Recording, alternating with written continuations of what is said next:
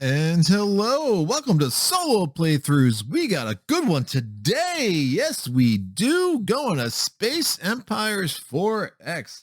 And for those of you who don't know, 4X is kind of a term of art in the board game space. It means four things that start with X something. I think it's exploration, exterminate. I don't know. There's a bunch of XE things. So I know explore is one, exterminate, extract, and someone else is going to have to tell me what the fourth X is. But this is a crystallization of the genre of games. This is from GMT and it's designed by Rodger MacGowan. It goes back to 2011. Boy, does it have its share of fans. I was first made aware of Space Empires 4X by, I believe it was a patron, Philip, but I'm pretty sure it was mentioned a couple of other times as a game that I might like, and I do like it. It is pretty gritty, little mathy, nothing crazy, but you know, get out the pencil. You're gonna need it because you're gonna have to do some math, and we're gonna try to build up our little empire in our home system, and we have to get ready for the Doomsday Machine. That is correct. Doomsday is nigh, my friends. We are doing the one-player Doomsday Machine scenarios, and specifically we are doing the Small Solitaire Map. We will do a large solitaire map at some point in the future because that Doomsday Machine will be doomsdayier because it's going to be much more beefed up. Well, we'll have more time to prepare for that coming machine. So today we're going to do the Small Solitaire Map. I already have things set up. If you're a veteran of this game, you might be like, that doesn't look set up to me. Where are the little tokens? Well, thanks to a recommendation from a patron, Jonathan Kokoski. He was like, dude, know what you do on Mage Night? Do that in this game. Pull stuff out of a bag. You will appreciate the tip. And I do. I played it a couple of times where you are supposed to set up all these little chits all over the board before you start, but it is annoying. So I just took out my Terraforming Mars little tokens here, thanks to Jonathan's suggestion. And I have been playing like that ever since. The green Terraforming Mars tokens, they are representative of my home planet system because I'm green, kids, and it is not easy being green, as I have been known to say before. Actually, I said it's not easy being green, but that's another space game. We'll leave that for another day. These gray ones are for deep space. Deep space is scarier. A lot more things can go wrong if we start exploring out there, and we will pull out of this gray bag. Now, I know on the camera, these little translucent grays and the little translucent greens look remarkably similar. The best way to tell which is there is this little faint dotted gray line that goes all the way around, and that does separate my home system from deep space. Do not pay attention to the green line, even though I am the green system today. Do not pay attention to the yellow line or the red line or the blue line. Those are for other scenarios that we will see in the future. I should say that this game is not cheap. I did find it on BGG Marketplace, and I'm happy I picked it up, and I was able to get Close Encounters for a price that I was willing to pay. Close Encounters is the first expansion. I believe there is another expansion, which is called Replicators, I believe. I do not own that. I have tried to hunt it down. I do not think I will be making that splurge. In the base game, you basically get these two Doomsday Machine scenarios, plus there is a scenario where you are basically battling against alien factions, and there is an AI system, and you will have to do various things to take out the alien homeworlds. From my understanding, Close Encounters greatly enhances that experience. We'll see when I dive into that if I even feature the alien encounters scenario that comes with the base game, or if I just go right to the one in Close Encounters. Close Encounters also adds a deck of cards and a bunch more tokens because the hundreds of tokens that come with the base game clearly weren't enough. So I have sheets of tokens that I haven't even punched out yet because I just don't know how I want to store them all. What I have in front of me now is to the left. I have all of my ships ordered and ready to go to put on the table, although I will not be using a whole ton of them because this scenario, again, it's a small map and you have a very small amount of time to get something going and get some of your better ships out on the board to take on this Doomsday Machine. Now, I am playing on the good luck level. Because I have beaten this scenario on easy, I have beaten this scenario on normal, I have beaten this scenario on hard, and I have beaten this scenario on harder. So what better way to make a fool of myself than to try it on the good luck level, which doesn't look that much harder to me than harder.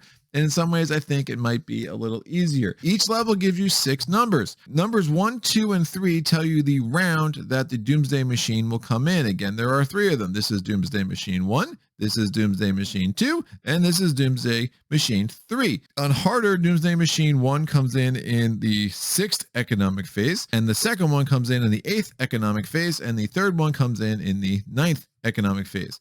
On the good luck, the first one comes in the 5th economic phase, so 1 round sooner. The second one comes in the 7th economic phase, but the third one, just like in the harder level, comes in the 9th economic phase. So you actually have a round gap between the second and the third, and I think that's going to be huge. I think I can adjust my strategy well enough to account for the fact that the Doomsday Machine is coming in 1 round earlier in round 5 and again in round 7 as opposed to 6 and 8. Now, what are numbers 2, 4, and 6? Well, those numbers indicate the level of the Doomsday Machine. You have this chart here. The Doomsday Machine gets harder and harder and harder the more strength it has. On the harder level, the first Doomsday Machine will have a strength of 2, the second one will have a strength of 4, and the third one will have a strength of 6. 6 is no bueno. I assure you, I took it out.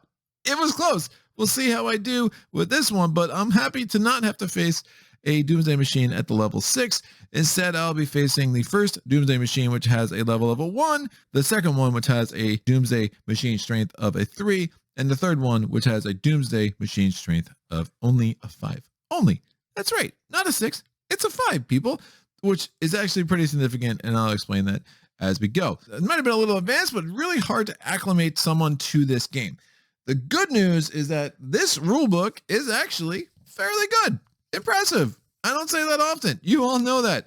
The one thing that I will say, though, is that it makes it sound really daunting. It's like, oh, only play with these basic rules. Don't worry about these advanced rules. A lot of these advanced rules don't really change much of the game, at least not in this scenario, but I will look forward to exploring these more in actual gameplay in future scenarios. They just don't have much to do with the Doomsday Machine scenario, at least not on the smaller map. There are some optional rules that I will be playing with. I will be playing with warp points. If that comes up, I will talk about that. And I will be playing with the research gearing limit. What does that mean? During every economic phase, you are going to be spending your colony income.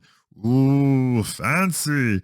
Now, you can spend that colony income on building some stuff. That's always fun. I like to build stuff. Let's build some stuff today. We'll also be spending some of that colony income on what? We have to research some technologies, because the only thing better than building some stuff is building some more advanced stuff. That is correct. So we're going to do some of that today. You can kind of cheese it in these scenarios and never do anything with research, and then all of a sudden spend a ton on research in like 1 round and have yourself in a pretty decent shape. The research gearing limit says, no. A player may only spend 10 more on research than he spent in the previous economic phase. For example, a player spent 15 CPs on research. CPs stands for colony Ps. I really don't know what the CP stands for. I'm sure it's in the rulebook somewhere. However, I'm just going to say CPs. The next economic phase, that player who only spent 15 CPs on research the 1 round can only spend between 0 and 25 on research the next. And now if you play 0, the next round you can only spend 10. So it does mean that we're going to have to be on top of our research from the first round to do everything that we want to do. And maybe not the first round, but at least the second, so we can start getting the advanced ship technologies in attacks, the advanced ship technologies in defense. There are a bunch of rules in building ships and where you can build them and how you can build them. And we need to get at the shipyards and bases and miners and colony ships. And honestly, this is definitely one of those games that instead of me spending a long time yammering, as much as I love to yammer, instead of me spending a long time doing such a thing at the beginning of this video, I think we should just learn as we go. That's going to be a lot more fun for everybody. So what do I start with? There's a bunch of tokens already on the board. Well, that is my home planet. You will see my home planet has a number 20. What that means is my home planet is going to produce 20 CPs when we get to the economic phase. And my home planet's name is Kulak. Kulak is a Kulak place to visit. Yes, I should be their Minister of Tourism for sure. Kulak is on another chip here. If you are playing in a game against another player, if they attack your homeworld, they're going to have to take it down in increments. So a successful hit to your homeworld would make it go from 20 to 15, from 15 to 10, from 10 to 5. And Kulak no longer is cool at all. It just doesn't exist. Against the Doomsday Machine, it doesn't matter. I just put the tokens atop of each other because I had it. What else was I going to do with it? And I do like the fact that it makes the homeworld bounce up a little bit from the board so I can see what it is a little bit quicker. We also have some ships. Now, the 3 ships at the top, those are my scouts. What do scouts do? Well, good question. We have this handy dandy player reference card with a ship chart. These scouts only cost 6 CP to build in the economic phase. They have an attack strength of an E3. It could go to an A6 through 8 if we're attacking fighters, but we will not be attacking fighters. We're going to be attacking the Doomsday Machine. There is no defense strength naturally on this thing, so to have any defense at all, you will need to upgrade your defense technology, but its hull size is only 1, so the defense technology, even if you got it up to level 2 or 3, it's only going to give the scout a benefit of a defense technology of a 1. Yes, technologies are limited by hull size. So you want larger ships if you have more technologies, because the larger ships will get the full benefit of those technologies if they're built after you did those technologies, which we'll see how that plays out. And the scouts are just kind of like, no, we're a weenie ship anyway. We can just have 1 attack technology and 1 defense technology, and that's all we have room for in our little itty bitty ship. Now, the attack strength has both a letter and a number. That's weird. Not so much. The number is the strength of the attack. If you're going to have a successful attack, you will have to roll 1 of these fancy D10s. That is correct. To get a hit with the Weasley Scouts, you need to roll a 3 or less. That, my friends, is a 10. 10s are very bad in this game. You don't do much damage on things and 10s. But when the Doomsday Machine is attacking me, please roll a bunch of 10s. That'd be so great. However, your attack strength can be adjusted by a couple of things. Again, I've already mentioned how it's adjusted by technologies, but to hit, the number you're going to need is also going to be adjusted by the defense technologies of what you're attacking. And I assure you, the Doomsday Machines will have some level of shield. So if it has a shield of 2, well, that scout that hits on a 3 or less, well, now it's only hitting on exactly a 1. And that's all you got, kids. So what the heck do we have these 3 little scouts on the board for? Well, they're good for scouting. Who would have thought? What a clever name for those scouts. They're pretty great because they're very good at going places and making sure that if anything gets blown up, it's only them. So thank you for all that you do, scouts. Now, the letter is interesting because the letter determines the order in which the ships attack. So if you're in a battle and there's a few ships that have a C, 1 ship that has a D, a couple ships that have a B, lots of ships with A's, which is really where I want to get, then the letter of an E is going to fire after all those suckers and very easily could be destroyed before it even gets there if someone's going to want to bother even destroying the scout, because again, the scout ain't doing that much unless you have some fighters that you're trying to protect, and the scout has fighter technology, and oh boy, it can get really confusing really quick. So I will stop right there. What else do I have in my home planet system? Well, I have a shipyard. You'll see this token, and you also see this token with a 4. That means I have 4 shipyards. That's why I put the shipyard next to it. Now, when you construct ships, you need to have a shipyard, and you cannot construct ships on a newly created shipyard that you made in that same economic phase. You actually have to wait a whole round. So if I'm going to want to start being able to build ships at places other than my homeworld, I best find some more planets, and I best colonize those planets, and I best put some shipyards on that planet that I can build. You are limited to 1 hull size worth of ship to 1 shipyard, unless you have upgraded your shipyard to expand its capacity. The first time you upgrade your shipyard, well, now you can have 1.5 hull size of ship, but that's not that great by itself. What's 1.5 ship, right? Nothing. It's just 1. But if you have 2 shipyards in a place and you enhance it, and each one is 1.5, well, now you can build a ship that has a hull of a 3, and that could be very, very strong. So you'll see how that plays out. So we have 4 shipyards, and shipyards also do have an attack value. So if there is to be a battle at our homeworld, those shipyards indeed can fire, but their attack value is only a 3 and their hull is only a 1. So even if we had some attack technology, guess what? They're only getting up there to a 4 before you even factor in any of the defensive values of who you are attacking.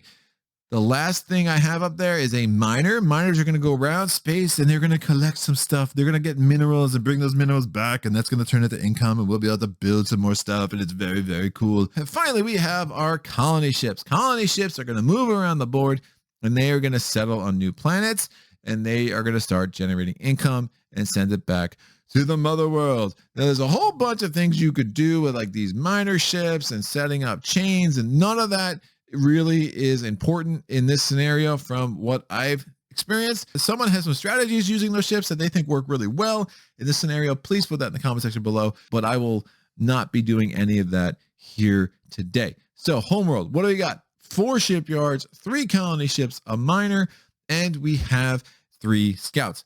All of our ships start with a movement technology of a 1. That means that on the first, second, and third movement phase of every turn, they can move from one system to another, and that's it.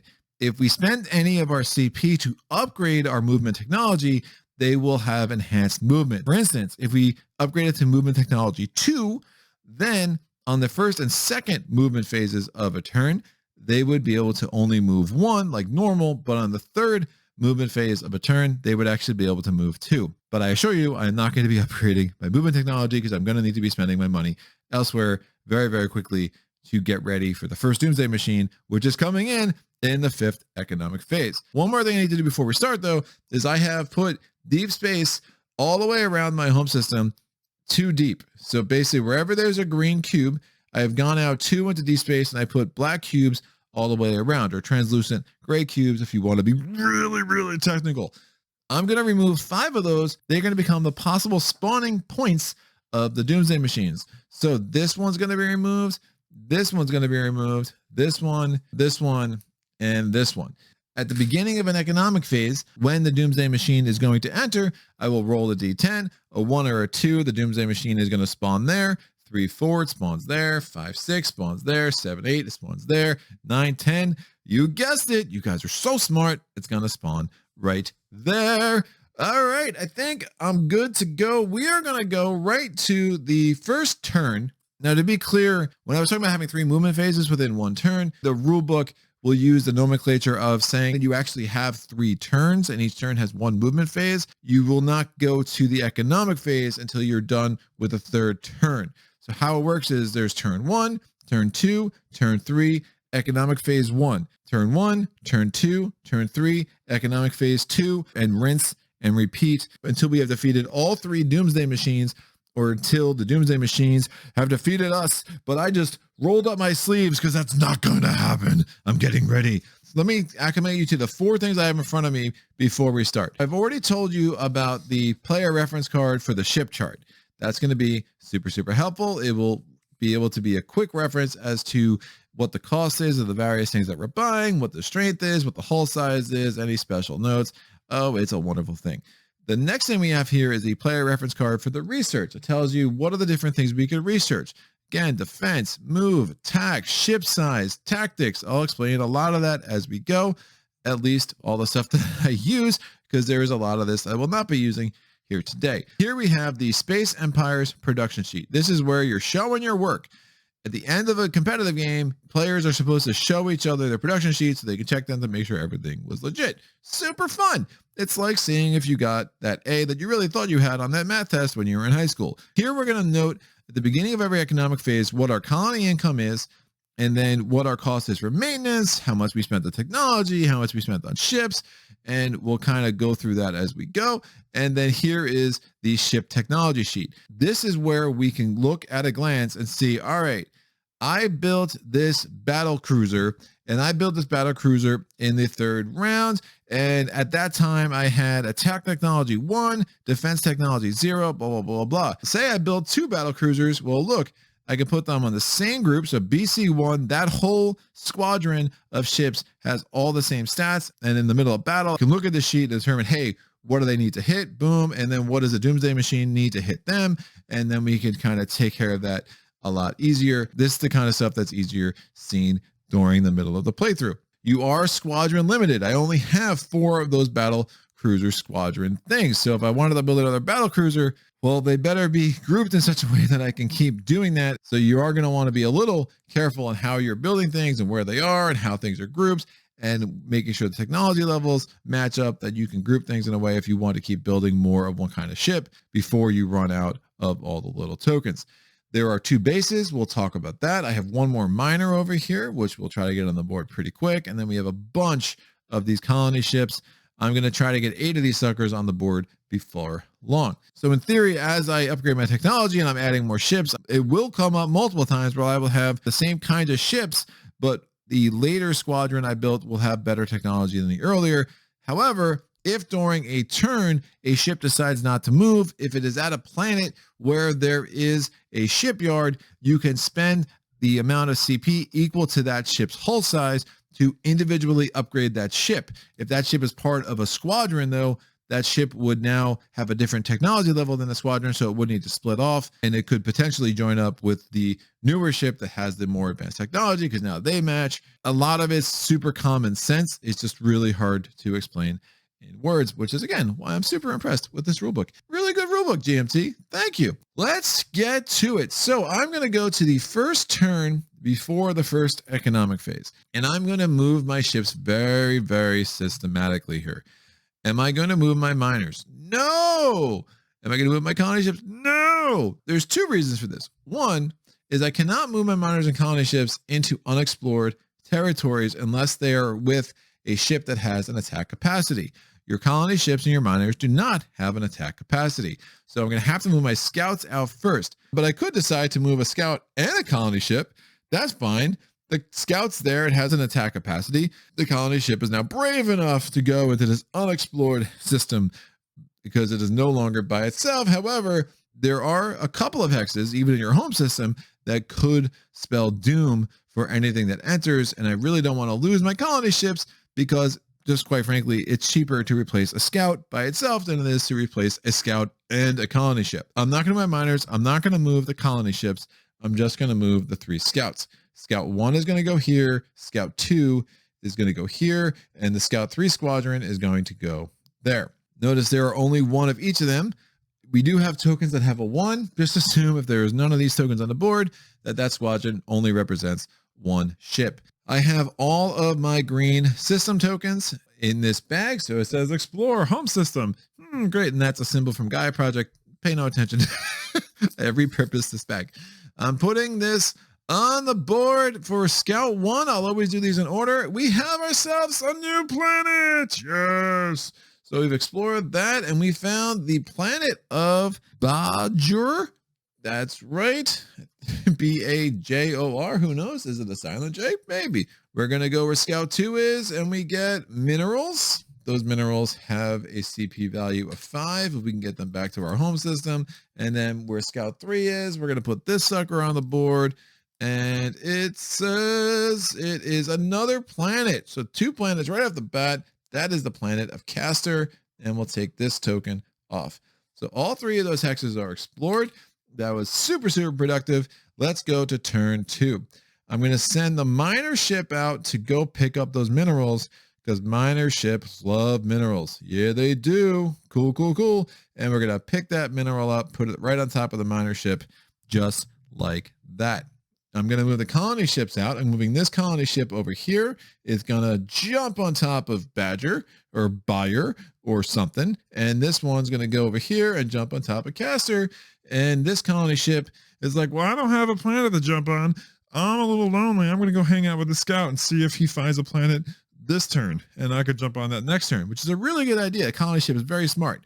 The scouts are going to go, this scout's going to go here. This scout squadron is going to go here. And this scout squadron is going to go out here. I am pulling 3 more explore tokens. So this is going to be for the system that has Scout 1 in it. What do we have? It is more minerals. So 5 minerals. All of the mineral tokens for the home system are going to be 5 minerals. The deep space tokens get a little bit more exciting than that. Scout 2 found more minerals. And Scout 3 has found none other than 5 minerals. And now we go to turn 3. The miner ship's gonna be like, I'm taking this puppy home. Good job. It's just like playing fetch with a puppy. It's great. And the colony ship is gonna move deeper into space, looking for a home that it can crash on. The other 2 colony ships are already attached to a planet. The scouts are gonna go. So this one's gonna go here. Scout 1. Scout 2 is going to come into here, and then Scout 3 is going to come over here. We're going to explore where Scout 1 is. It's an asteroid system. Now, what's an asteroid system do? Asteroids come into play more in like a multiplayer game or in different scenarios. If combat's occurring in a system with an asteroid marker, the attack technology level of all units in the combat is considered 0, regardless of the technology level. And then there's also some movement restrictions. A unit cannot enter a place with an asteroid unless it's adjacent. Now that only really matters if you have movement of more than 1 on a single turn, which again, I will not because I'm not planning to up my movement technology. Additionally, if you were adjacent and you had more movement possible, your movement would go immediately to 0. So again, not really going to affect me that much here today. So we have another home system tile coming up. This is another planet. All right. So there are 8 planets in our home system tiles. So it's good to find out where they are early. I'm going to try to get a colony on all of them by the end of the next few rounds. And then Scout 3 is chilling over here with some more minerals. He loves his minerals. Good for some healthy bones. That is correct. We are going to go to our first economic phase. I'm going to take a D12 over here just to kind of mark the occasion. So economic phase 1. The first thing that we're going to do is we're going to collect the colony income. What is my colony income? Well, it's only 20 from my home planet. Now we're going to get whatever mineral CPs we have. Mineral CPs of 5.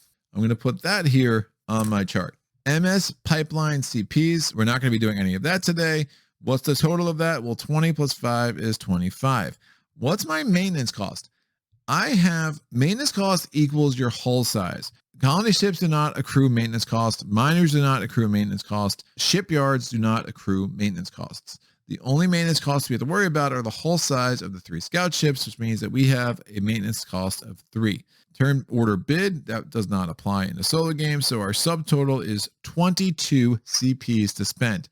How do I want to spend those? Well, I'm going to spend 5 of those CPs to get my second miner. I know the cost of a miner ship is only 5, thanks to my player reference card over here. And where can I build this? Well, I can only build this where a shipyard is, and that's only on my home planet at this point. Even though the miner ship doesn't have a hull value listed, that does take up 1 hull slot of the 4 available to me at this point with my shipyards at their entry-level technology. I'm going to spend 8 more. I'm going to spend 8 for a colony ship. That takes up 2 of the slots that I can build in out of the 4 for the shipyards. And I'm going to spend 6 more to get another scout ship out there. This is going to be Scout Squadron 4. Really want to scout everything I can among my home system as soon as possible. I did not spend any money in technology. I am playing with the research gearing limits. I'm fine. I'll be able to start doing tech pretty quick starting next round. The total cost of the ships I bought is going to be 8 plus 5 plus 6. That's 19. So 22 minus 19 means I have 3 CP remaining. If I spend any CP on upgrades during the round, I would have to have money left to spend it from there, but I'm not going to be doing any of that this round, but that's where that would go if I did. My maintenance increased. Well, I bought 1 ship that's going to affect my maintenance for next round, and that's a scout with a hull of 1, so that is going to cost 1 more. So that's going to make my math a little bit quicker next round. I look back and be like, all right, my maintenance cost was 3 plus 1, so it's going to be 4 in round 2. So I actually blew through all of this: collect colony income, collect mineral income, pipeline income, pay maintenance, bid for player order, purchase units and tech, place units, and now we're in increase colonies. What does that mean?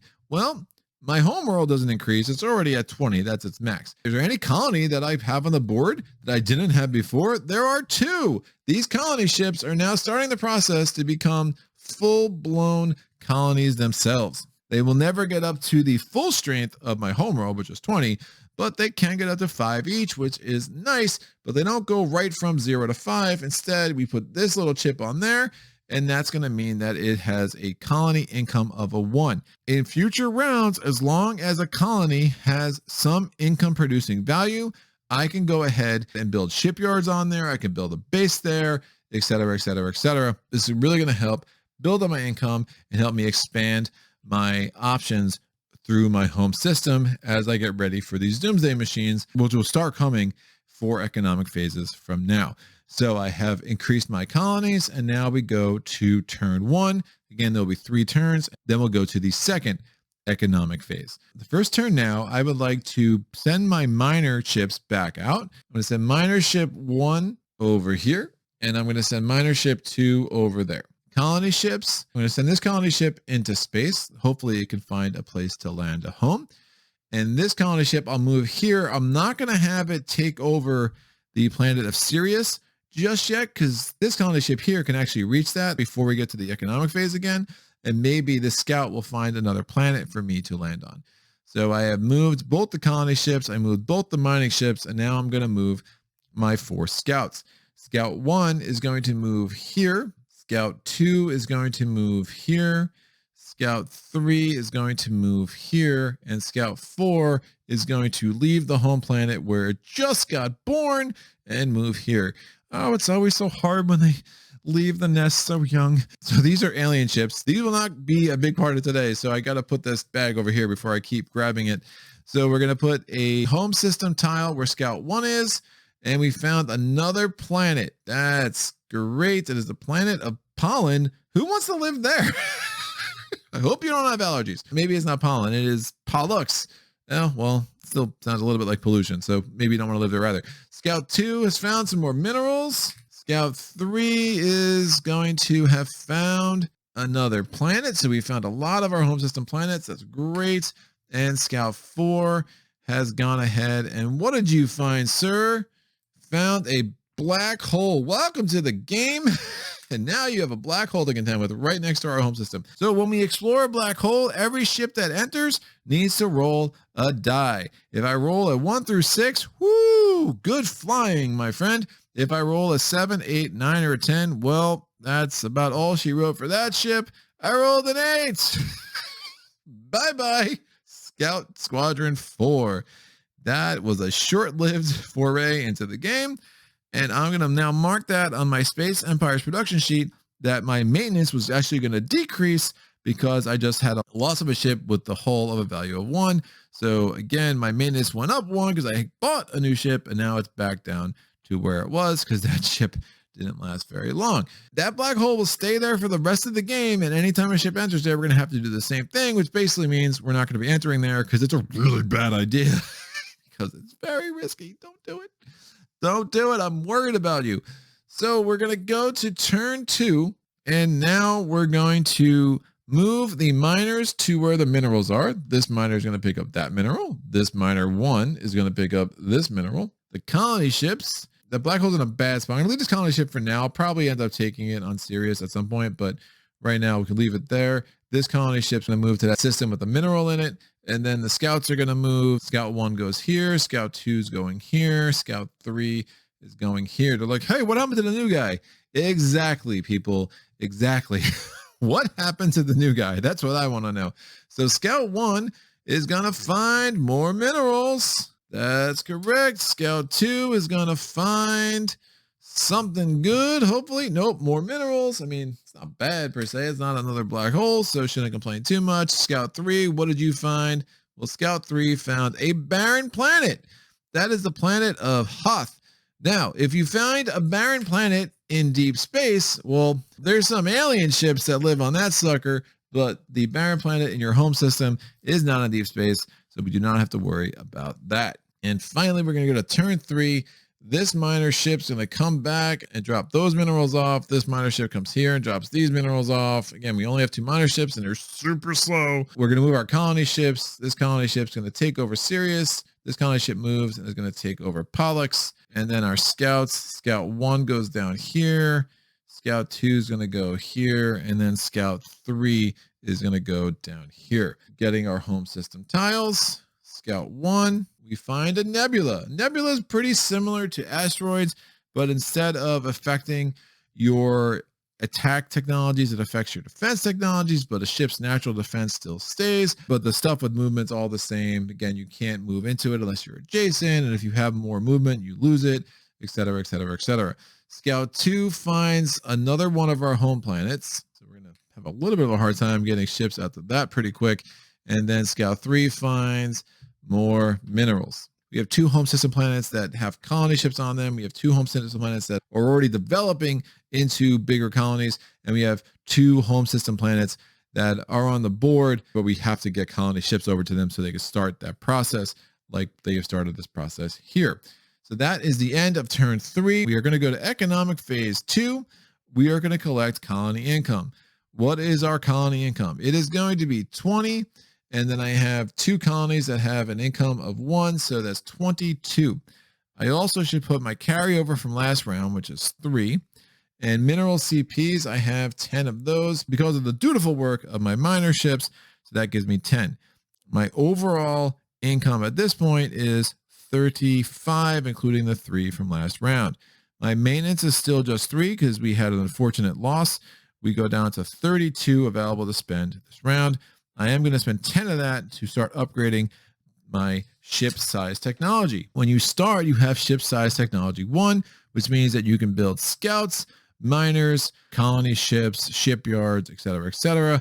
Now that we have spent 10 CPs, we can also build DDs. DDs are what? Well, they are destroyers. They cost 9. They have an attack strength of a D4 with a hull size of a 1, a natural defense strength of a 0. Probably won't be building many of those. And we also can now build our base. A base is a very cool little thing. They can be built without even having shipyards at the planet, which is very, very nice. I have 22 left to spend, and I definitely want to get some more colonizer ships out. So I'm going to spend 16 of that 22 to get 2 more colony ships on the board. Income they provide later will definitely make up for that. I have 6 left, and I don't really want to build shipyards that close to my home planet. Seems silly, so I'll just build some shipyards next turn. So that is a total expenditure of 26. That gives me a remaining CP amount of 6. There is 0 maintenance increase because, again, colony ships do not add to your over CP costs. We're going to increase our colonies. I'll push this little token over to the green area there. Any 3s would become 5s. There are no 3s on the board, so the 1s become 3s. And we're going to start 2 more colonies where the ships are. So this ship flips over. We put a 1 on top of it. This ship flips over, and we put a 1 on top of it. We go to turn 1 before the 3rd economic phase. My miner ships definitely want to get some of these minerals into these planets. So this miner ship is going to move here. That's miner 1. Miner 2 is going to move over here. Colony ships, there are only 2 on the board that aren't already forming colonies. This one's going to move here. This one's going to move here and head over to Dakara. The scouts, there are 3 left on the board. Scout 1's going to go here. Scout 2 is going to go here. And Scout 3 will go here. Scout 1 finds another planet. It's nice because it's actually 3 away from the home planet. So I can put a colony ship there next turn, and it will get there by the end of next turn in time for the next economic phase. Scout 2 finds a nebula.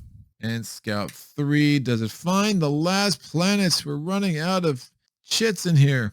We find a mineral. The second turn.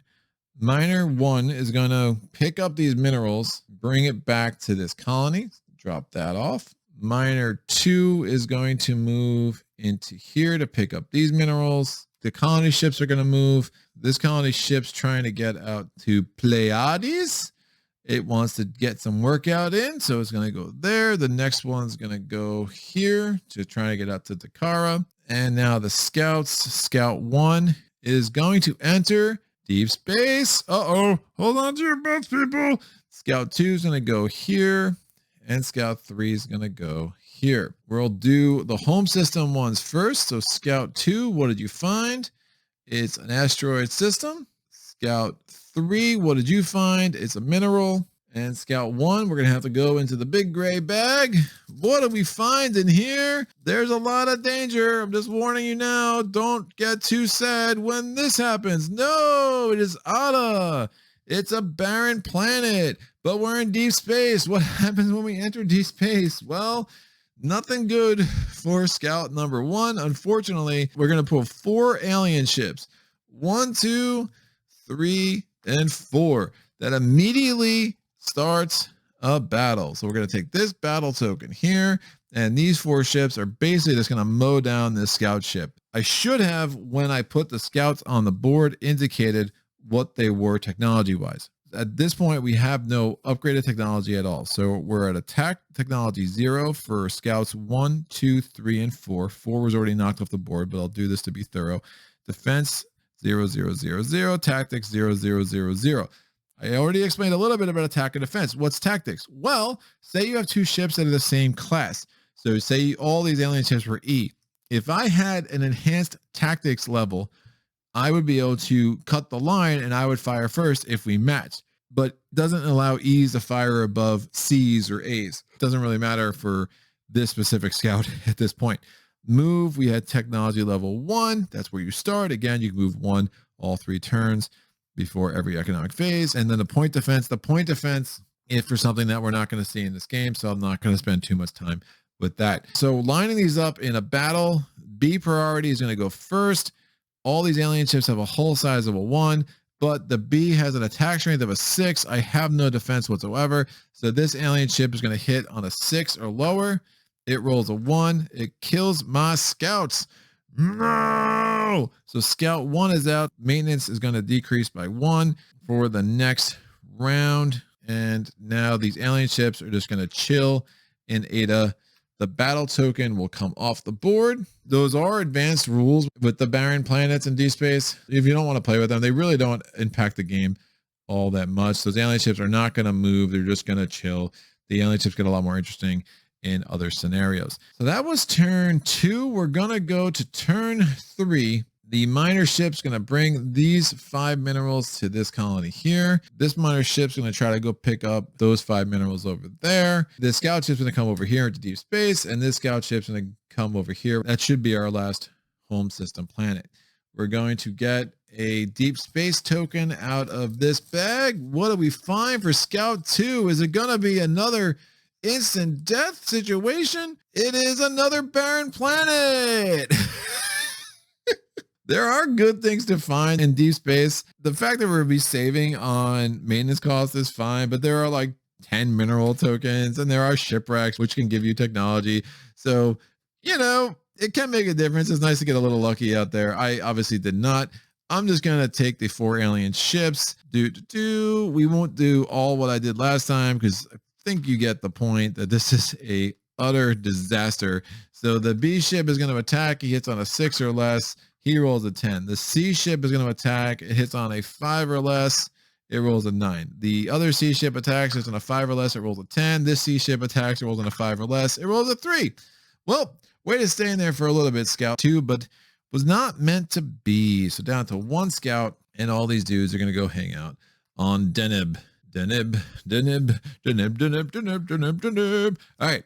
That was the end of those 3 turns. We go to economic phase 3. Remember, we got a big bad Doomsday Machine coming into play in 2 rounds from now. So it'd be best get moving, kids. One thing I like to do is to note ship levels on my tech progression here and what ship level technology allows me to build what ships. So at level 3, it's going to allow me to build CA. So those are cruisers. They cost 12. They have an attack strength of C4, a hull size of 2, and a natural defense strength of 1. So that could be pretty strong. And those are going to cost me 12. I mean, not super strong, but against a level 1 Doomsday Machine, we'd have a decent chance. Level 4 ship size would give us the ability to build battle cruisers. Now they cost 15. They have an attack strength of a B5, a natural defense strength of a 1, also have a hull size of a 2. Those are cost 15. Ship size 5, which is probably we're going to max out today. We can get our battleships. Battleships have a cost of 20, but they have an attack strength of A5, a natural defense strength of a 2, and a hull size of a 3. After that, you can get some dreadnoughts. Dreadnoughts are cool, but again, probably more pricey than we're going to be able to afford later in this game. So let's look at our little economic phase chart here. We carry over 6. Our colony income is going to be 20 plus 3 plus 3 plus 1 plus 1. So it is going to be 28. Our mineral income is going to be 5 and 5. So that's a total of 10. Advanced math for the win. So the overall total of the carryover plus 28 plus 10 is going to be 44. Our maintenance was 3. We lost a ship. It's now down to 2. We lost 2 ships. Ha! It's now down to 1. That's what I'm talking about. Our subtotal is 43. I can only spend up to 20 on tech, and I'm obviously going to want to do that quick. But I also really need to get some shipyards out here so I can start building ships that are a little further out in the universe that don't rely on big movement and me moving from my home planet. I'm going to spend 18 to get 3 shipyards at this colony out here. I can do that there because it is an income producing planet. So I'm going to get a marker, the shipyard squadron 2. 3 shipyards are there, which will give me a lot of options in building ships. So it is like my most forward planet. Any ships I build there, in theory, I'd be able to swing them into various places of the board and be pretty helpful. So that is going to leave me with a total of 25 CPs. So I'm going to spend 15 to get my ship size tech up to level 3. Now I can build cruisers. I kind of want to get 2 more colony ships out is what I really want to do. Have to keep my tech going. I'm not going to build 3 shipyards. I'm only going to build 2. So that's going to cost me 12 because shipyards cost you 6 each. And then I'm going to spend 8 for another colony ship to go into the homeworld. I could not put it in the shipyard I just built. I have to wait to the next round, and then I could build another shipyards like normal. I would have liked to have built 3 shipyards right off the bat, but 2 is fine. We should be able to make use of that. So that totals 35. That only leaves me with 8. I'm not going to build anything else. I'll just kind of let things ride for now. And then we'll see where I'm at next turn. So since I just built shipyards and a colony ship, my maintenance cost does not go up at all. The final step of the economic phase, we're going to increase our colonies. So the 3 colonies become full-blown 5 colonies. Congratulations, you graduated. The 1 colonies become 3 colonies. There and there. And are there any new colonies on the board? No, our colony ships are still making progress toward their destinations. Turn 1, we're going to move our miner ships. So miner ship 1 is going to come out here and grab this mineral. Miner ship 2 is going to come out here and grab this mineral. Colony ships on the board, this one's going to move here. This colony ship's going to move here. And the colony ship I just built is going to move there. Just looking at this, this is the last planet here. That black hole is really bad because I'm not going to be able to build a colony ship and get out there. So I'm probably just going to have 7 planets this whole game instead of the 8 that I would normally like, but that's going to have to work. Finally, we're going to move our scout. The scout is going to get the final home system tile out the bag. And there we go. It is Eccles. Eccles. Sorry, you did not show up sooner. You are going to be one lonely planet today. We're going to go to turn 2. Miner ship 1 is going to move back toward this planet here. Miner ship 2 is going to drop this off at this planet here. Colony ships, this one's going to come and settle here. This colony ship's going to come over and settle Dakara. Could have it to the Eccles, but I think just in case I do want to build a colony ship there at a future, it makes more sense just to settle Dakara. And the scout ship is going to go into deep space. Hasn't gone well yet. Maybe we can get lucky and find something clutch. Give me a shipwreck. Give me a 10 mineral.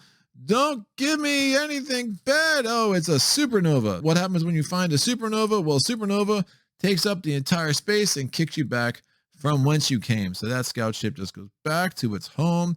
Oh, and this colony ship should have also moved there. We're going to go to turn 3. Miner ships. We're going to move here, drop that off. This miner ship's going to come over here, pick this up. Colony ships, this one's going to come here and settle that planet. This scout ship's going to come here into deep space and probably breathe its last breath. Sorry, dude. I hope this goes well for both of us. Oh, lost in space. What happened to the Lost in Space? Well, the player to your left is supposed to tell you which way to go. From what I've seen online, just roll a d6. If someone has another method for how to do this, let me know. So basically 1, 2, 3, 4, 5, 6. Where do we get pushed to? I rolled a 3. So we get pushed there. The Lost in Space token comes off the board, but this thing was explored, so that goes away. And now the scout enters a new unexplored territory, so we have to pull another token out of the bag. What is it? There are a bunch of things that just say danger on them. They're bad. Oh, it's a mineral of a 10. Oh, so good. Can we get our miner ships up there, though? Ooh, it's going to take a mighty long time. That might be hard to pull off, but at least we found something good. And the scout is going to live for another day. So that is the end of our 3 turns. We go to economic phase 4. So we have not much time to get ready for some badness coming our way. I'm going to collect my colony income. My colony income is going to be 20, 25, 30, 33, 36. I have no ones. Remember, I had that weird gap with where the planets were. So I will take my 36 colony income. I have an 8 carryover from last round, and my mineral CPs for this round is 10. That gives me a total of 54. Which is very nice. My maintenance is only 1, so that brings me down to 53. With my tech spending here, I'm going to upgrade my attack for 20, or raise that. I'm actually going to upgrade my ship size, and I'm going to build 2 battle cruisers. So I skipped right over destroyers, I skipped right over cruisers, and now I'm going to battle cruisers. They're going to cost me 15 each. I can build 1 here. Remember, there's 2 shipyards there, so that gives me a hull capacity of 2 for new ships. And I'm going to put the other one in my home planet. That's a total of 50. Yeah, and that's going to be the best I can do for this round. So I have a remainder of 3. I have increased my maintenance cost by 4 because I have 2 ships with a hull of 2 each. We'll have to pay that next turn, assuming those ships are still around, which they really should be. Nothing is going to kill them between now and then unless I play really bad. We are going to now increase our colonies. So the 3s become 5s. There's 2 3s on the board, and we're going to put out 3 new 1s. So this colony ship flips, put a 1 on there. This colony ship flips. We're going to put a 1 on there. And this colony ship flips. We're going to put a 1 there. We are now going to go to turn 1. So our miner ships, miner 1's down there. We're going to try to get it up toward this mineral 10. So it's going to move there. Miner 2 is going to drop this sucker off on this planet here. And now we're going to move any colony ships. Nope, no more colony ships on the board. We have 1 scout left. We're going to move him here. And I am going to want to move this battle cruiser to try to get him a little more central so he can be more useful for next round when there will be a battle for sure. Before I forget, both those battle cruiser squadrons come in with base technologies of 0001, and that is for squadron 1 and for squadron 2. So let me get this deep space marker for scout 3. It's another 10 mineral. It's a miracle. Yes. So if we get a miner ship up there, that could really pay some dividends. But again, hopefully these planets survive this first Doomsday Machine. That could get pretty ugly quick. This turn marker moves over. We're going to send out the miners again. Miner ship 1 comes here, picks up those 5 minerals. Miner ship 2 is coming over here. The battle cruiser is going to come in here. We'll move this battle cruiser back so they can join each other. And actually, since they have the same tech levels, I'm just going to simplify things a little bit and just put a 2 marker there because they are the same exact ship. So that's battle cruiser squadron 1. And this scout is going to move here. We get another deep space marker. I would really love to find a shipwreck, but I have a feeling it's going to be danger. Nebula. This dude has 9 lives, kids. Love to see it. And the aliens are like, what is that guy doing out there? I don't know. Let's just leave him alone. He looks fine. That's right. Don't bother him. He's harmless. We go to turn 3. The miner's going to move, pick up this mineral. This miner over here is moving with this mineral into the nebula. I'll leave the battle cruisers there in the center, which is fine. And this scout comes in here. What do we have here? Is it good? I don't know. Bam! It's a barren planet. That stinks because that's going to cut off access to the 10 minerals. We're going to have to go around and back. This is going to be a long way for the miners because we're about to have some aliens on this map again. These barren planets are awful. Now, if you have a certain technology, you can actually settle barren planets, but of course you'd have to wipe out the aliens that reside there first. And I don't know who wants to wipe out some aliens. Our big problem right now is the Doomsday Machine. So there'd be a battle. I'll roll dice for fun. This alien ship hits on a 5. Oh, that's all it took. The scout is out. And now on the upside, we get to save on some maintenance fees. So we had added 4. Now we just lost 1. And these barren planets are very, very alien occupied. That is the end of those 3 turns. We're going to go to economic phase 5. And we're seeing, guess what? Our first Doomsday Machine. Where does it enter? It enters in 5, right in the middle, kids. Bam. Now in targeting, it's going for our home planets. That is very bad because I got a bunch of stuff that's very vulnerable right in the middle there. So I don't love that, but I should have a decent chance of defending it a bit. So we'll see how this works out. I'm going to figure out my remaining CP, which is just 3. My colony income, my home planet gives me 20. I have 4 colonies now that give me 5 each. So that's another 20. And then I have these 3 ones. So that's a total of 43 income from my colonies. My mineral CPs are just this 5. And that gives me a total of 51 income minus my maintenance fees, which is 1 plus 4 minus 1. So it's a total of 4. So that leaves me with 47 to play with here. What is this Doomsday Machine? It is going to come in at a level 1. So we're going to look in our little scenario book and we're going to find our Doomsday Machine chart. Doomsday Machine, strength 1, attack strength D7, defense strength 1, hull size 6. It attacks 3 times when it attacks. So not awful. And looking at what I have, I feel pretty good, to be honest. But definitely could go very, very wrong. I am going to try to protect this planet here. This might be a fool's errand, but what happens is the Doomsday Machine, if it destroys a planet, well, 1, I'm going to lose income in the next phase after that, but 2, it heals 2. Otherwise, it will carry all of its damage over into the next combat. I could also try to meet the Doomsday Machine in a just open space hex, but there's some disadvantages to that for sure. So I'm going to spend 12 to get my base out. The base is super strong, and that's going to go right there. I'm also going to spend 20 to upgrade my attack technology. So that is a total of 32 that I've spent, and I'm going to spend 15 to get another battle cruiser out. Battle Cruiser Squadron 2. This one now has an attack technology of a 1. And notice I circled those 0. Who cares? Everything stacks. You never lose technologies, you only gain them. So Battle Cruiser Squadron 2 has an attack of a 1. The 2 ships in Battle Squadron 1 only have an attack technology of a 0. And I'm going to be able to build this on this shipyard here because it has a hull of 2. Remember, I have 2 shipyards there. So that 20 plus 27 is all of my CP down to the last drop. And I added 2 to my maintenance cost for next round. If I had any leftover CP, I could bother upgrading 1 or both ships in Battle Cruiser Squadron 1, but I just will not have the CP to spend on that. So we're just going to have to hope for the best with what we have. We go to the end of the economic phase. We're increasing the colonies. The 1s become 3s.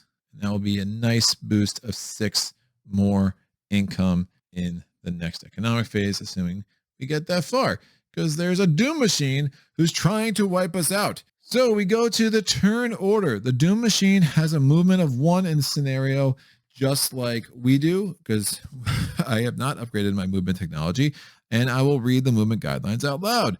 Doom's machines always move toward the closest player colony. If 2 colonies are equidistant, then a Doom's machine will always move toward the colony that is larger in CPs.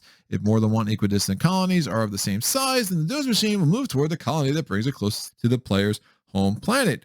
If it is still tied, then it is the player's choice. If the Doom's machine is ever in a system that only has a planet, then it will just go ahead and destroy it. And as I said, if it has any damage, once it destroys a player planet, it will gain 2 health back. And it actually doesn't even have to be a player planet. they could go over here and destroy either of these alien planets, and it will still get 2 health. Again, it's only moving toward the closest player colony, so I don't have to have it go there to kill those aliens, but I might want to. Yeah, why not? Let's wipe out those aliens and see what's going on with some battle, right? Because it is my player's choice, and it's a Doomsday Machine. I don't think it would shy away from messing with this planet here. So it's going to enter here and have a little bit of a battle with these alien ships. Come on, alien ships. Help me out. Let's do it. So we have C, D, D, and D. There's a battle here. I should actually do the rest of my movement before we get too deep in this. So I'm going to move all the ships aside and we'll carry that out in a second. What am I moving? Well, I want to move my battle cruiser here, my battle cruiser squadron 1 here. I also need to move my mine ships. So the miner goes here and drops those minerals off.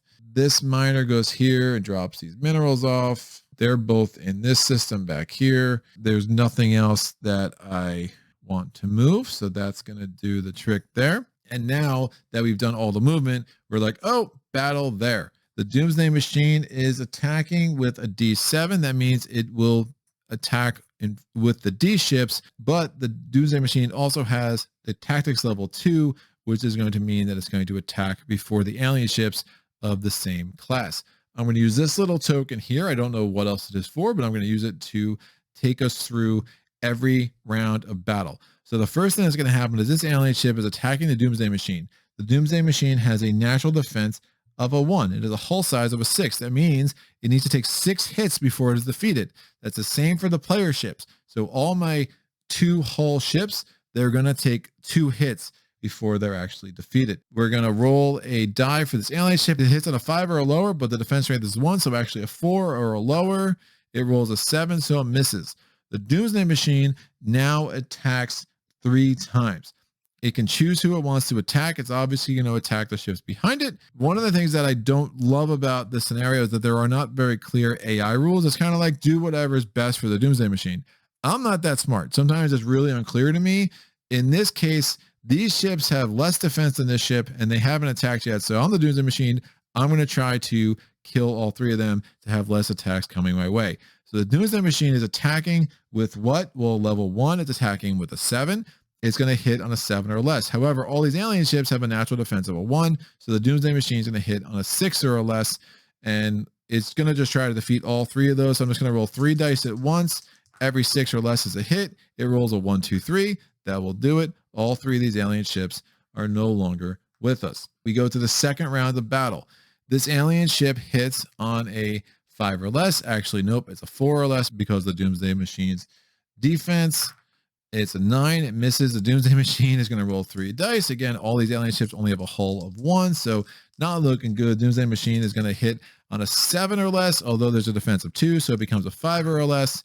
We rolled a 1, 5, 6. Alien ship is out.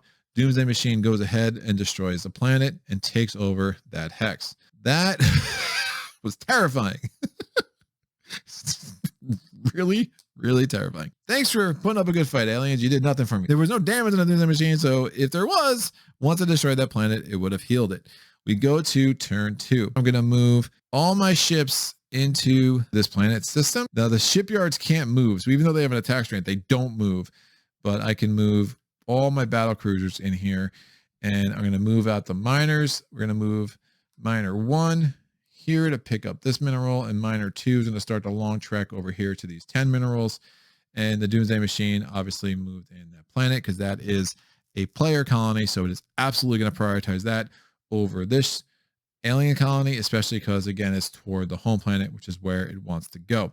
So I'm going to take all these ships out, and hopefully I put up a better fight than the alien ships. Doomsday Machine is going to be behind all of the player ships. Remember, we have to get 6 hits before we can actually defeat this thing. The base does get the benefit of any advanced technologies I have, and that is automatic. Remember, I did upgrade attack 1. I just forgot to circle it on this sheet.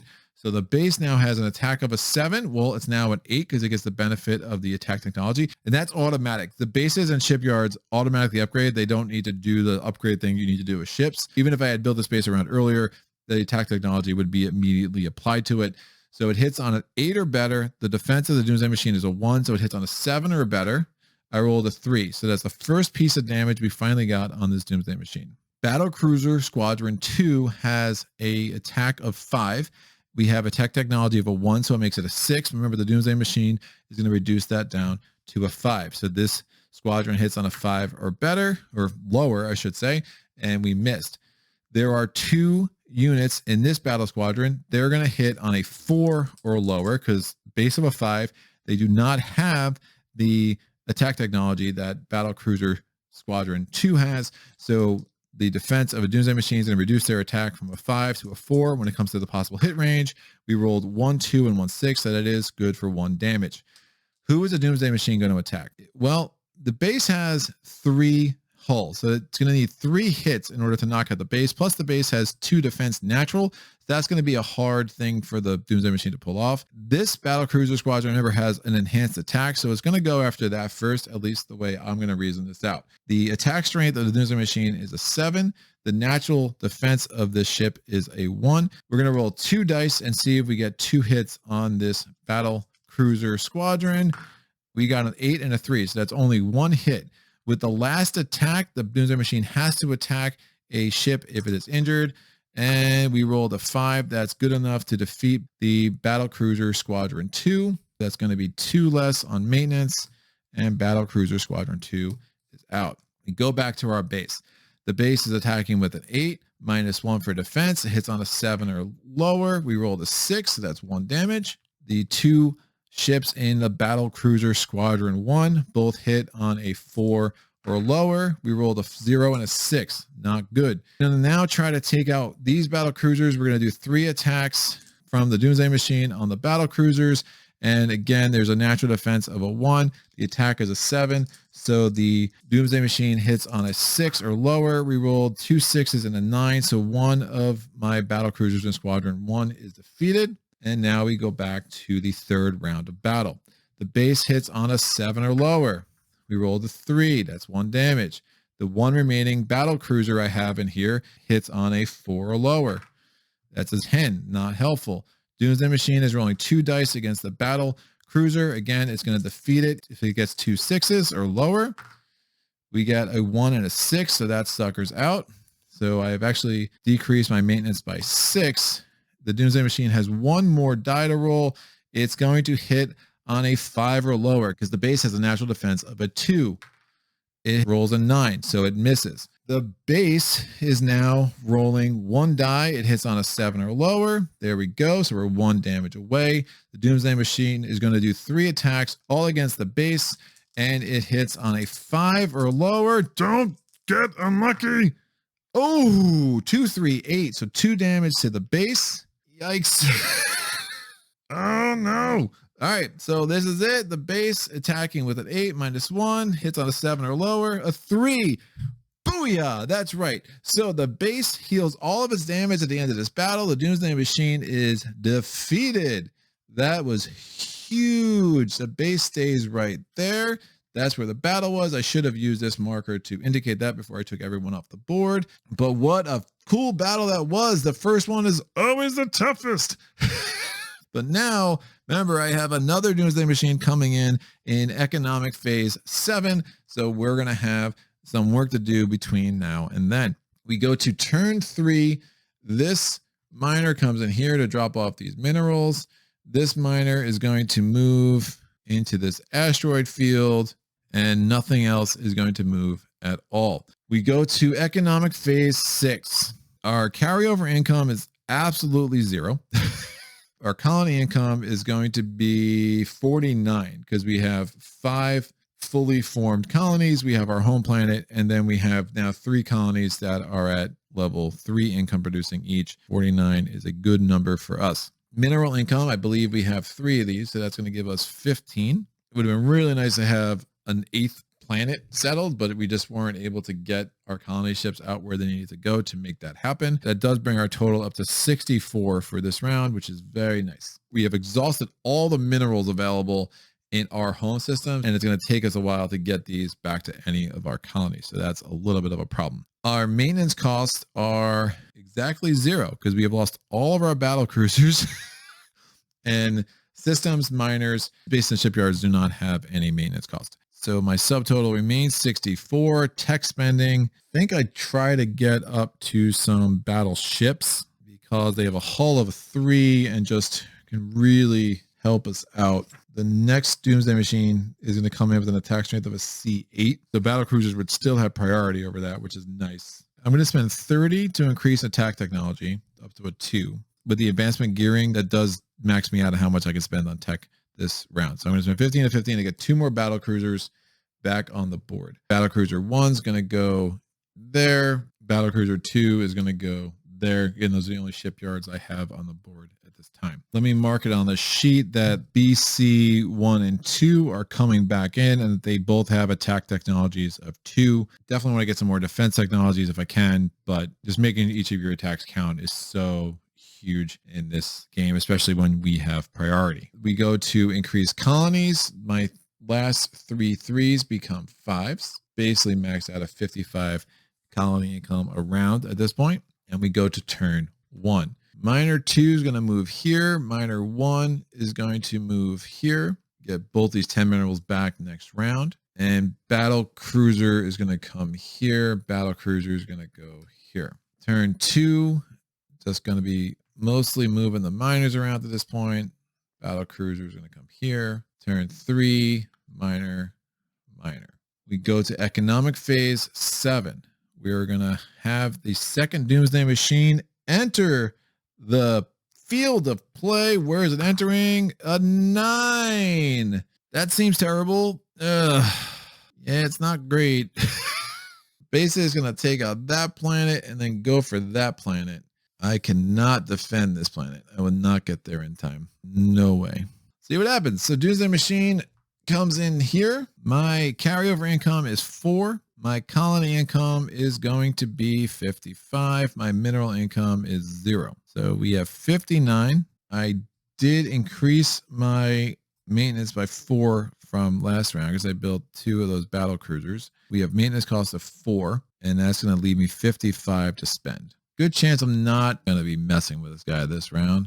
I'm going to increase my defense technology, and I'm going to increase my shipyard technology. No, I take that back. I'm going to increase my defense technology, and I'm going to increase my ship size technology. And I'm going to spend 15 on 1 battle cruiser, which I'm going to put in my home planet.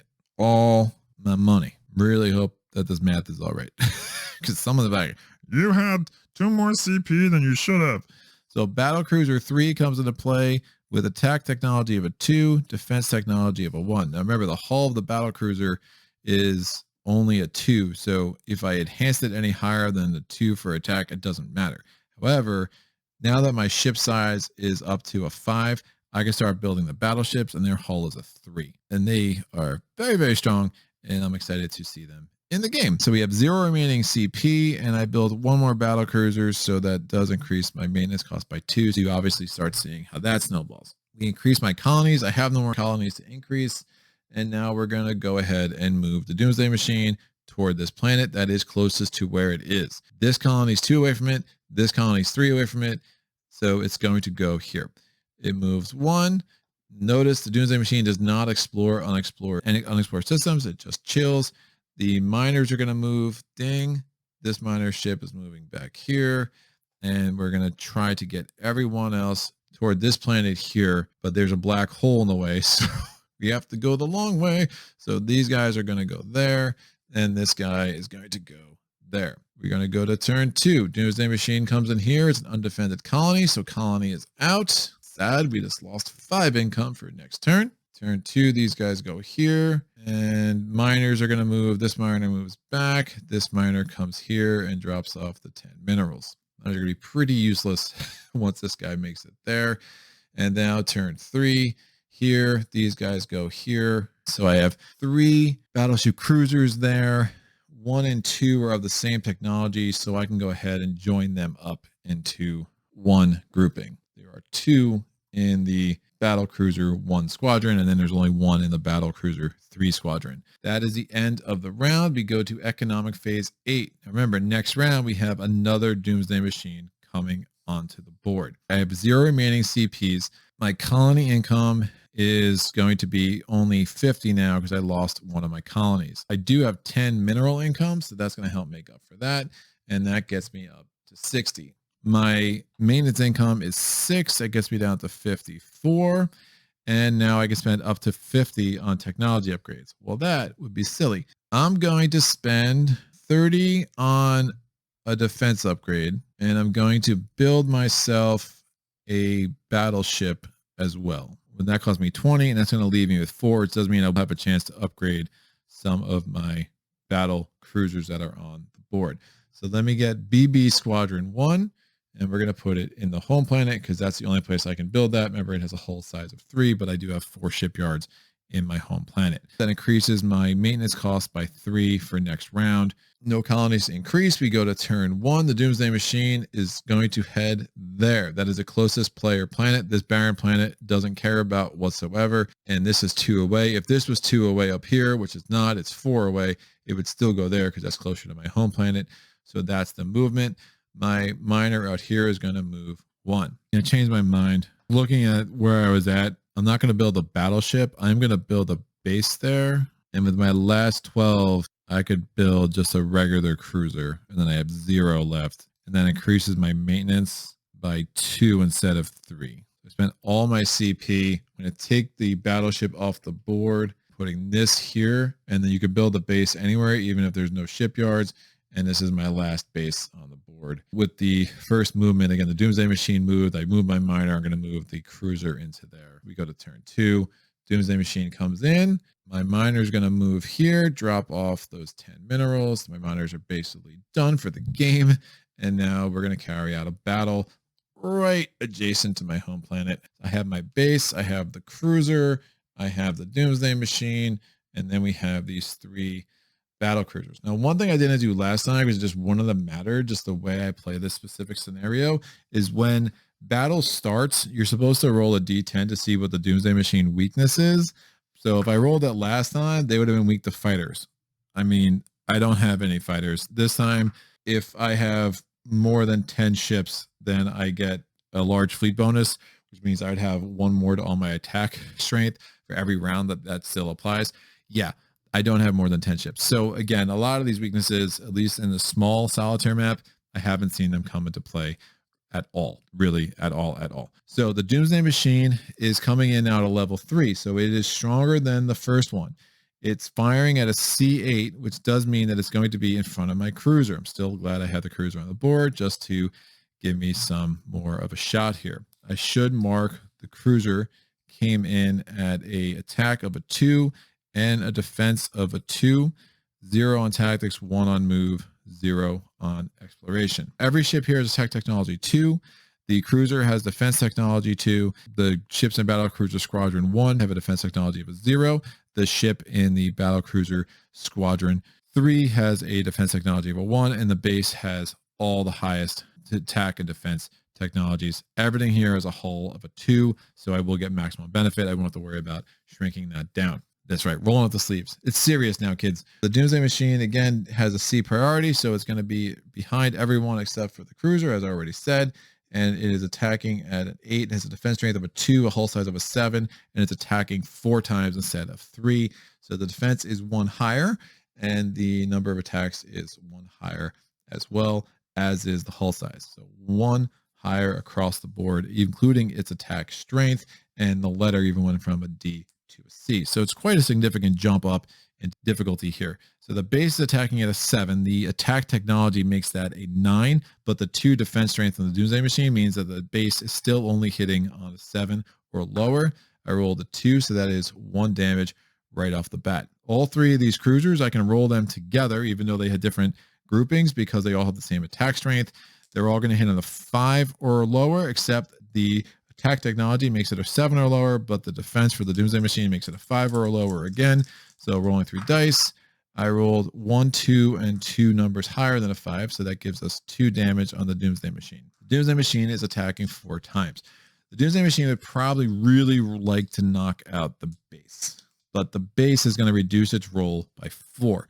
2 for the natural defense that it has, plus the 2 for the defense technology that it also has. could try to wipe out the cruiser, but the cruiser's only attacking with a 4, becomes a 6. It only hits on a 4. The base is really the strongest one here. I mean, the base hits on a 7 or lower. Everything else hits on a 5 or lower or a 4 or lower. So I think it does make sense for the Doomsday Machine to try to knock out the base. I mean, it's so hard to crunch these numbers. I just don't love that there's no more direction. I mean, the Doomsday Machine knocks out the cruiser. That's one less thing attacking it. It almost makes a lot of sense, but its defense is higher. And you need 3 hits on the base instead of 2 on the battle cruisers. Let's have it attack the easiest to defeat battle cruisers. If it starts knocking out how many attacks it's getting around, that's just huge for it. Possible 4 damage you can do. It's doing 4 attacks. We're going to do all 4 dice. It's a C8. So subtracting 1 for the natural defense of the cruisers. They have no extra defense value. So it hits on an 8. -1 for the natural defense. It hits on a 7 or lower. 4 dice. It rolls a 3, 5, 7, and an 8. So it knocks out one of those battle cruisers and it injures the other with its first round of attacks. That's going to reduce my maintenance by 2. So now we have to continue on. The cruiser has a natural attack of a 4. It's increased to a 6, reduced down to a 4 though because of the defense. It hits on a 4 or lower. It rolls a 6. The base is going to hit on a 7 or lower. It rolls a 9. The battle cruisers both hit on a 5 or lower. I'm rolling really well here, and they roll a 6 and a 7. Oof, really bad. This is a really bad sequence of rolls. I don't think I'm going to be able to come back from that. Wow. So I got 0 more damage done on the Doomsday Machine. This turn, the Doomsday Machine is attacking the battle cruiser that's already injured. It hits on a 7 or lower. That's a 6. So this battle cruiser's out. We got 3 more attacks coming from the Doomsday Machine. Maintenance decreases down. 3 more attacks on the Doomsday Machine. It's going to try to take out this battle cruiser now. So 2 more dice coming. It's going to have 1 attack after this. This battle cruiser has a defense technology of 1 plus the natural defense. So this now is only going to hit on a 6 or lower. We rolled a 9 and a 6. So 1 damage. 1 more attack. Please miss. Oh, nope. Battle cruiser out. One of us is rolling well. It is not me. All my battle cruisers are defeated. 2 ships left. Maintenance is down 6. Yikes. The cruiser is attacking. It's attacking with a 4, 5, 6 -2. It hits on a 4 or lower. It rolls a 7. So the math's easy now because both of these have attack technology +2, then -2 because of the defense. So the math's super easy. So we just have to look at the number. So it hits on a 7 or lower. I rolled a 3. So that's 3 damage on the Doomsday Machine. Doomsday Machine is definitely attacking the base. I'm going to roll 4 dice against the base. Its attack strength is an 8. Defense technology of 2 plus the 2 defense. It hits on a 4 or lower against the base. All 4 dice. 1 hit. The cruiser is rolling. Hits on a 4 or lower. A 2. Nice. Base is rolling. Hits on a 7 or lower. It rolls a 10. Wow. Rolling 2 dice against the base. Hits on a 4 or lower. 5 and a 0. Misses both. 2 more. 0 and a 9 misses both. Cruiser hits on a 4 or lower, hits a 2. The cruiser's killing it. Base hits on a 7 or lower. 7. Doomsday Machine hits on a 4 or lower against the base. 1 hit. We'll do these one at a time now. Another die. Miss. Another die. Hit. Base is out. Doesn't affect my maintenance at all. The cruiser rolls. Hits on a 4 or lower. Oh, that's what I'm talking about. Yeah, buddy. Cruiser hit 3 times in a row to knock out the Doomsday Machine and save the freaking day. But woo, that was an expensive battle that did not go well for me. I have no idea how I'm going to have a chance against the final Doomsday Machine, but I will take that lifeline. I think that's the order that the Doomsday Machine would have attacked. I try to put myself in the mind if I was playing as the Doomsday Machine, who would I want to knock out? And that's what I would do. So some math person out there who is naturally smarter than me can tell me why that was wrong. But for now, I'm taking that. I'm super happy with how that worked out. We have 1 more movement turn. The cruiser is going to be like, oh, I'm going to go home now. I'm scared. Where are my friends? Exactly how that played out. So this colony lives. The base that was there is out, but now I can rebuild it at least. So that's nice. We're going to go to economic phase 9. We have very little time for reprieve because here we are. We got to put this last Doomsday Machine on the board. It's coming in where? It's coming in the same spot, kids. That is not great. I think I just don't even bother loading up that colony. I think we just have everything go to the home planet. It's just gonna be what it is. It's gonna be what it be. So I carry over 0. My colony income is still 50, and I have 10 from mineral income. So you see how those deep space tiles playing a huge role, just getting that extra 20 minerals from those 2 tiles as they came out there is really, really helpful. So that's 60. My maintenance is 2. Because it was 6, I added 2, I subtracted 6, and that's how it goes. My subtotal is 58. This last Doomsday Machine is coming in at a level 5. That means it has a B9, defense of 2, hull size 8, so 1 more damage needed, and it's attacking 5 times. Building any ships that are going to be lower than an A grading just doesn't seem like it makes any sense. We are going to want to get some of our battleships out, and I'm considering some dreadnoughts here as well. I'm going to upgrade the shipyards to 1.5 capacity. So that means that the hull size of 4 for the 4 shipyards there is now going to be a 6. So that's going to be 20 tech. I'm going to build both a battleship and a battle cruiser. Battleship goes there. Battle cruiser goes there. As much as I love to increase my tech more, I just don't think it makes any sense. And I really want to be able to build more ships there to get it right into the battle on the next turn. So I'm going to waste this shipyard here. I can't get things over. I can build a base and a bunch of stuff there next turn. I think that'll be my best use of technology expenditures. So that's going to be a total of 55. So that's a remainder of 3. And I have increased my maintenance by 5 because the hull of the battleship is 3 and the hull of the battle cruiser is only 2. We're going to have 3 turns. I'm not doing much of anything because I'm just chilling at home. The Doomsday Machine comes in and wipes out this planet. We go to economic phase 10. My carryover is 3. My income is now down to 45. I have no mineral CPs, so that's a subtotal of 45. My maintenance costs are 7. That leaves me with 38. That's a drop off. That is a drop off. So I'm going to spend 12 on a base. It gives me 26 left. Yikes. Don't know how I don't build a battleship. The natural defense of a 2 is so much better. And it's an A, so I'd have the priority. Yup. All right, battleship. I have 6 left. I will build a measly scout because why the heck not? I have the hull space to do it. I could have done this math last turn. Let me think about this. Nothing has changed. My math is exactly the same. If we don't upgrade my shipyard, I could have built this battle cruiser up here and just had it move all last turn. I still have 4 hull in the shipyard there, so I could build the battleship, and then I have 20 left to spend. I couldn't have done any tech upgrades that make any sense, so I'm just done with tech upgrades. So I could have built a base last turn, and that would have left me 11 more to play with this turn. It does add 1 to my maintenance costs. Again, so I'm putting a destroyer in just to throw some more ships at this sucker. I wouldn't have had to build the base as I built it last round. I would have definitely built another battleship, so I can just make this into a marker of a 2. Another destroyer. It's not going to make a huge difference, but the math the other way was just bad. At least I got 2 destroyers in there and just give myself 2 more ships. I could have actually built 2 shipyards there. Let me do that math. Oh, I like that better. That's better. I'm going to make this 2 shipyards there. I could not use them last turn, obviously. The destroyers are just going to be dead meat. I don't see the point. They have no natural defense. They're just going to be absolutely annihilated. In economic phase 9, 50 plus 10 gives me 60, minus 2 for maintenance, 58. I spent 20 on a battleship, put that on my home planet. 15 on a battle cruiser, which I put in this planet over here. I spent 12 to get 2 shipyards, and that total is going to be 47, which leaves me 11. And it increases my maintenance fees by 5. I moved that battle cruiser all the way up to my home planet. That 11 carries over. It gives me 56 minus 7 for maintenance gives me 49. Now with this 49, I spent 12 for a base, which gives me another 37. I spent 20 for a battleship in the home planet, and I spent 15 to put a new battle cruiser right here. So battle cruisers back in the house, baby. Battle cruiser 2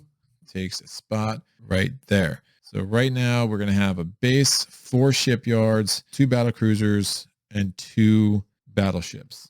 That's fairly strong. We'll see if it's enough. I don't know.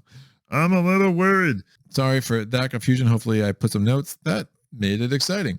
We are now going to go to turn 1. Obviously, we're doing battle here. I'm going to bring everything down. Use a Doomsday Machine. I'm going to move this battle cruiser into the battle before everything goes down. The battle cruisers and the battleships I just built both have the defense technology of a 2 and the attack technology of a 2. Should make everything nice and simple. The tactics are 0. The move is 1. The shipyards come down because they do have an attack value. They're not going to be doing much. And we have another battleship cruiser. And the battleships, I'll just put that with a 2 and put the battle cruisers there with a 2 because they have the same exact stats. 9 ships.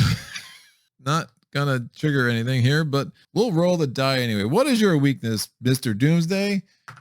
He's weak to fighters. How exciting. It is a level 5 ship. It is attacking at B9.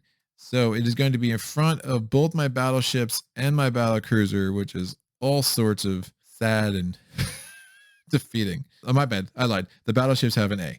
Woo! I was going to say, that looked wrong. It looked really wrong.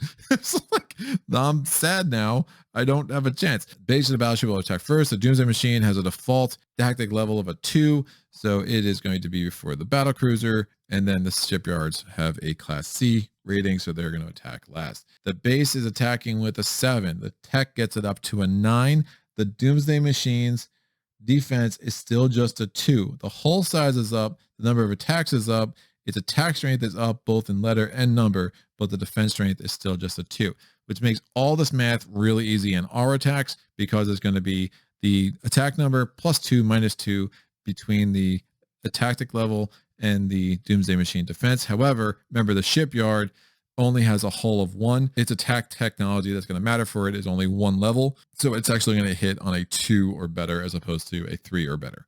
So the base attacking, it hits on a 7 or a better or lower. That's 1 damage. So we have 7 more to go. So you're saying there's a chance. I just move those out, whatever. Who cares about unexplored space? The battleships we can attack together. They are going to hit on a 5 or lower. Oh, a 3 and a 2. That's huge. I love it. All right. The Doomsday Machine is like, well, let me knock out these battle cruisers before they attack me. I only have 5 life left. So it's going to roll 4 dice against these battle cruisers. Its attack strength is a 9. Again, it's a level 5. Woo! Nuts. Attack strength is a 9. We have 2 defense strength plus the 1 natural defense. So it's hitting on a 6 or lower. I'm rolling all 4 dice. It has 1 more attack after this. 8, 10 miss, 2 hits. One of these dudes is out. The other one survives. So my maintenance cost, there's not going to be another round, but just for thoroughness, maintenance cost goes down to 2. And then it's got 1 more attack. It's going to roll. It hits on a 6 or lower. It rolls a 9. So it rolls like garbage. Yeah, buddy. How do you like it? The surviving battle cruiser is going to attack. It hits on a 5 or a lower. Missed. The shipyards, we're going to roll for all 4 of them. They only hit on a 2 or a 1 because, again, it's 3 plus 1 minus 2 because of the Doomsday Machine's defense. Oh, 1, 2. I will take it. So 4 damage on it. We are halfway there. Whoa, we're halfway there. Whoa, living on a prayer. Base hits on a 7 or lower. Yo, that's a 1, baby. Looks like a 7. Doesn't matter. Either way, I win. And now the 2 battleships are hitting on a 5 or lower. A 1. We're up to 6. Oh, the Doomsday Machine's getting pissed. He's going to try to knock out that battle cruiser again. He is attacking. He hits on a 6 or lower. Boom. A 9 and a 0 misses twice. It's going again. Hits on a 6 or lower. Boom. 9 and a 7. Oh, 1 more attack. Are you saying there's a chance it rolls a 9? The battle cruiser's like, what? I'm still here? I'm going to attack. Boom. It rolls a 4. That's how you do it, Doomsday Machine. And the shipyards, oh, can they finish it off? It'd be so poetic. 1 or a 2. We got a 2 again. We are victorious. Doomsday Machine is out. Dunskies, buddy. That's what I'm saying.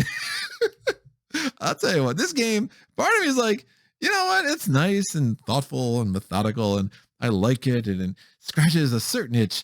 But then there are just moments where these simple D10s are really kind of fun and exciting. And it's always fun when I do something for the first time on camera.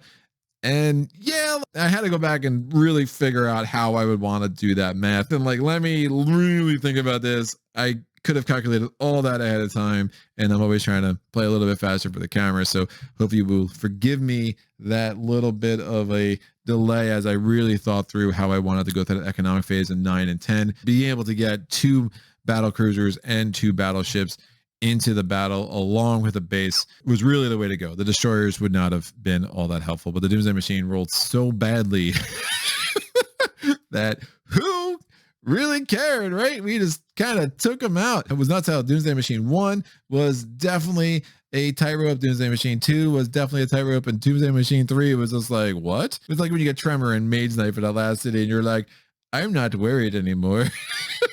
I am going to destroy all of you. Bye. And I don't know why I'm talking like Dr. Evil, but I'm just that excited. That was super fun. Glad to get this on the channel. We will go ahead and we'll get the large solitaire map on the channel, see if there's more tactics that I can bring to the forefront with the advanced rules. The Doomsday Machine is nasty, nasty strong in the larger map. On the easy difficulty, it comes in at level 5, 7, and 9, and then 6, 8, 10 on the normal difficulty. We were on the hardest difficulty for the small solitaire map, and it came in at a 1, 3, 5. So there's a huge contrast. So that larger map, clearly there's something in the design of how this game comes together that's going to give me a lot more time to prepare, to get my ships together, and to be able to put forward a huge attack on this sucker. There's a ton of deep space system markers. I'm assuming you're going to have to do a lot more with the exploration technology, probably wipe out some of these alien ships, settle some of these barren planets, and just set up a much more comprehensive network. But the small solitaire map is a great introduction to this game.